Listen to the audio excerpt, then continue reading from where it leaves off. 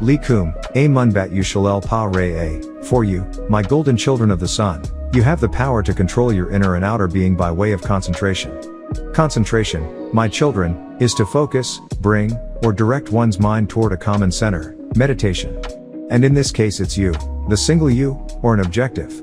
By mastering concentration, those beings, the 29 or more spirit beings, both agreeable and disagreeable spirits or specters, spooks, ones who appear from the lower realms or abodes, cannot break into your thoughts and control your self linked to your spirit, then to your breath also linked to your spirit, and your breath also linked to your soul linked to your ether. So in fact, concentration is a very important principle in Wunuwap.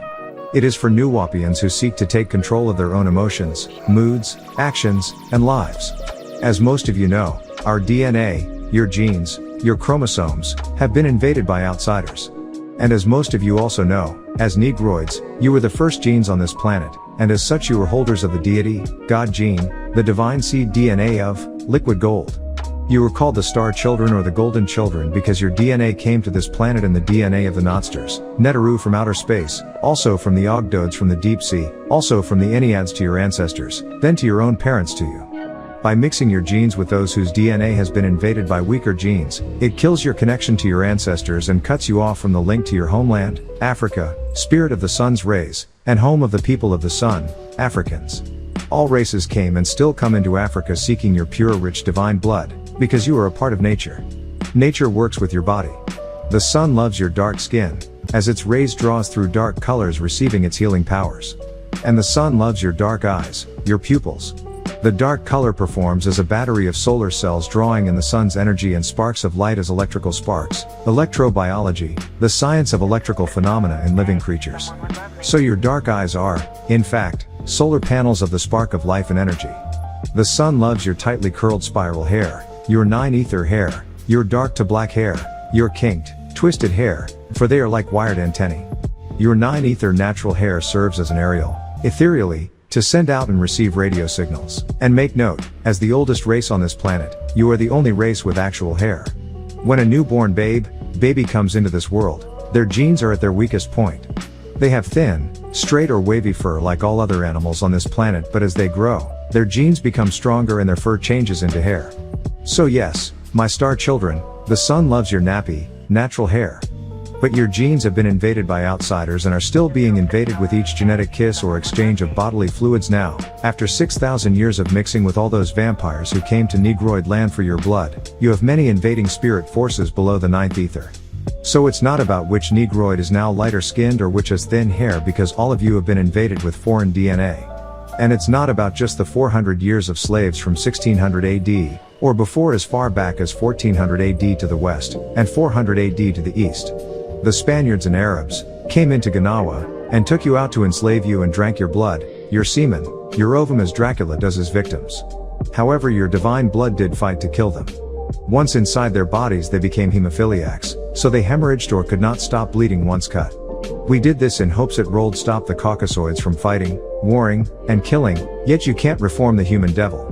He kept on shedding blood and causing mischief in the lands of others by invading, raping, killing, and stealing. Then he realized that the children of their mixing were not born with hemophilia, so he kept invading Negroid land where all new was pure DNA, where the rich blood lived. As vampires, they set up new empires in Africa as trading posts to buy and sell Africans to others for your rich blood and mixing. Then on to the Empire State or USA, a blood bank of the kidnapped pure rich blood for the vampires. Not only an invasion of your bodies, but now your very own minds with their 6 ether spirit forces. They have you now wanting to mix with them, the cursed lepers, so you can keep feeding them your powers from the sun. Now it is you killing your own genes and mentality. It has been implanted and programmed inside your mind bank. You are under a spell, a form of hypnosis, a mental sleep state, a trance, a state of suspended consciousness, yet unconsciousness. And the Caucasoids enforces the spell by lust, luster, and the sound of their voices all day on TV, radio, and cinemas. Let us not forget the sound of the non-music they create all day, the smell of their body's perspiration, the foods that they taught you to eat and like, the dress code they teach you to like and wear. They taught you to have canines in your homes that are watching you for them. They taught you to get drunk and drugged. All of this to keep you spellbound, the spell of Leviathan, Kingu, religions of their images. And to top it off, they even teach you to walk with your eyes closed through this life so you don't see them for who and what they are, evil ones, devils, demons. They tell you to walk by faith, not by sight. That is deception. Open your eyes and let the sun in. See them for the bloodsuckers they really are. They need you, you don't need them. Now, with them invading your bodies and your minds, you can't think straight without hearing choice. Do this, no. Do that, or go here, no. Go there. Trust him, no. Don't trust, believe this. That's safe, have blind faith. That's safe. These are the many voices that whisper into your mind to keep you under their spell of ignorance. That is why they keep their voices in your ears all day in shadow hours. They keep their tones in the airwaves to block out the voices of your ancestors so you can't make that link. But now Wu Nuop has returned, and this most holy scripture that has come down to you from above has the healing in its wings. You are waking up with each genetic explosion, and as you read out these living words, you are renewed in your divine being, and the invaders fade, dispirit, and disperse. They become disheartened, dispirited, discouraged, and low-spirited. Their voices become lower until you can no longer hear them. You chant to block out their tones and bring in your own race tone, that divine sound of Amun, Anan, Atum, Atun, Tun, the vibration in the key of life. Note, ovum, sperm. Soon you will hear only your own relatives. Many of them have become trapped by 6 ether forces. They only wait for you to call on them to free them. You as Nuwapians know the rituals, so you will be surrounded by 4 generations of your DNA, and you become the center of your family universe. Once you have that in place, you will hear their voices. Some are agreeable, some disagreeable, and they also can make you lust and seek luster. So you must concentrate on your center being. Concentrating on your center being is something that you should practice and try to master. For Nuwapians, contrary to the belief that the art of concentration or meditation is simple, it is not. Once you read and understand the actual fact called genetic kiss, which is about DNA, genes, and mixing your seeds with evil spirits and specters, spooks, you will see why. Nuwapians, as you pray or chant, and your mind drifts from place to place, from thing to thing, needs, sex, lust, and unstable thoughts, it means that others are on your line. Each person's body is of a matrix of numbers. It is called ontology, the science of being of the real nature of things. You're an ontologist as Nuwapians. You are always ontological in your thinking. Ever ready for onus, responsibility, and able to respawn. So your zero-time reference is the point of your existence, and no one is likened unto you as you are unique, one of a kind. Each cell that completes you contains the whole you, as each brain cell remembers each and everything that you see, hear, taste, smell, and touch. If you cut away part of the brain, you may impair an action, yet you cannot remove anything remembered. The same goes for each cell, as each cell is a unique you, having the mathematical equivalency that consists of who you are, how you grew into you, your matrix. So how things affect you is only you, and what you react to is only you. The you is what each person seeks in this world of confusion, and there are many that whisper into your being. The human devil has to keep you off your center, distracted by all he offers you of food, fun, and pleasures. He offers you his voice, his colors, his sound, his emotions, his beliefs in place of your own, and you become out of your mind and inside his mind. Thinking like him and thinking it's your own original thoughts, literally out of your mind. You're not insane, you are, in fact, outsane.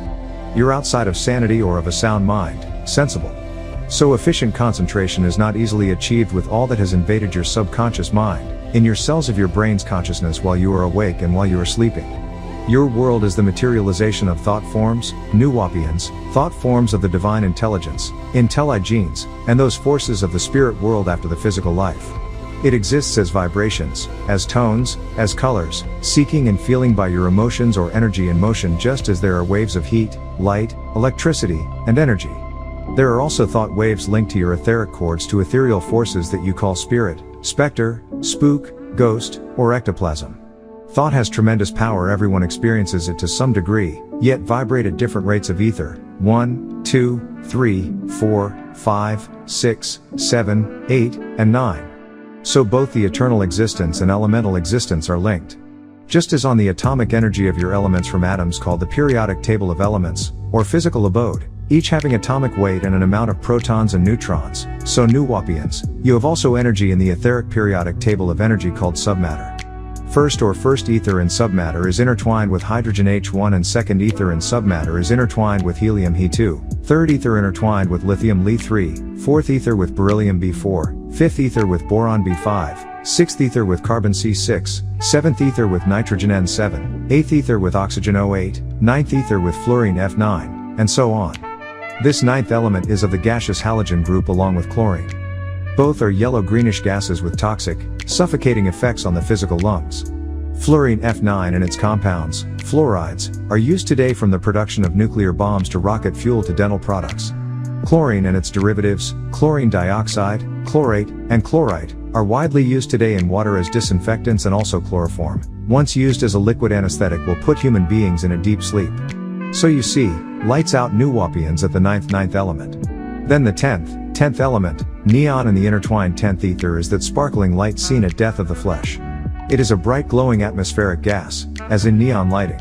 So you have number 1 or hydrogen high, a colorless gas, fluorine F9 and chlorine halogens as yellow-greenish gases, and ether as a colorless liquid/gas, also used as an anesthetic. You can see the cycle of the intertwining eternal existence and elemental on-existence, and it could be used 1,000 times more effectively if one had a comprehensive understanding of the working of thought vibration in relationship to energy or ethereal beings.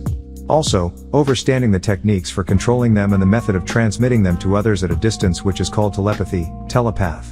The path, or through mind to mind, mental, is one of your 4 higher senses.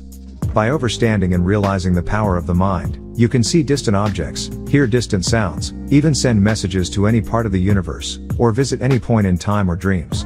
You can heal people thousands of miles away and move to distant places in no time at all. Just as when you think of a place, there is no limit to the power of your mind. Consider when flowing loosely over a wide area, the very force in nature moves slowly and with less power than if gathered in one mass, flowing one direction through a single restricted outlet.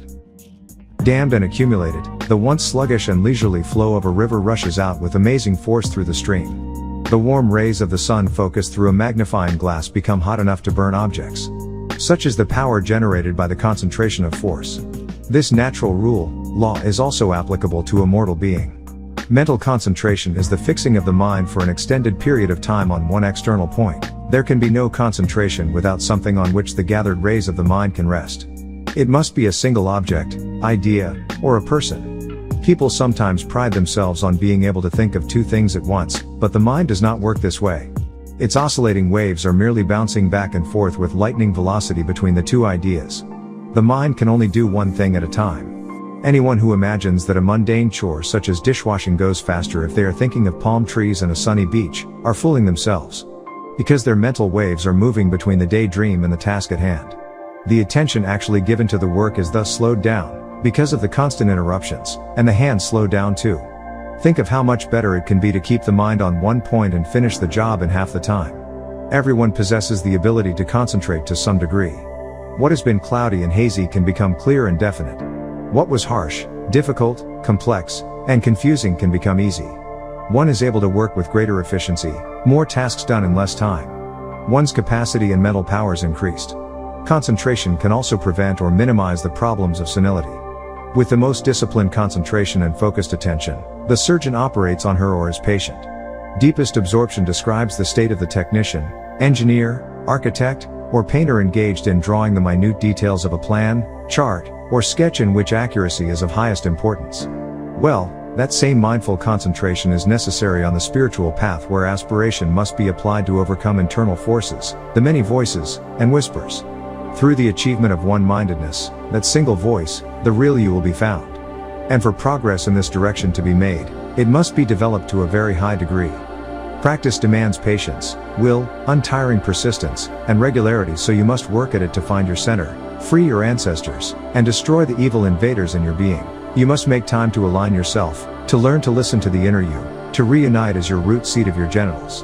The sounds A, Anuki, I am, and the next sound E, Enon, we, as in ovum and sperm, that is, 2 ums become one to birth, I, Bob, the heart, and O, and you, the vowels needed to shape the sounds, the Amun, Anon, Autumn, Atun, the The will to do is the greatest power in the universe that is concerned with human accomplishment, and no one can in advance determine its limits.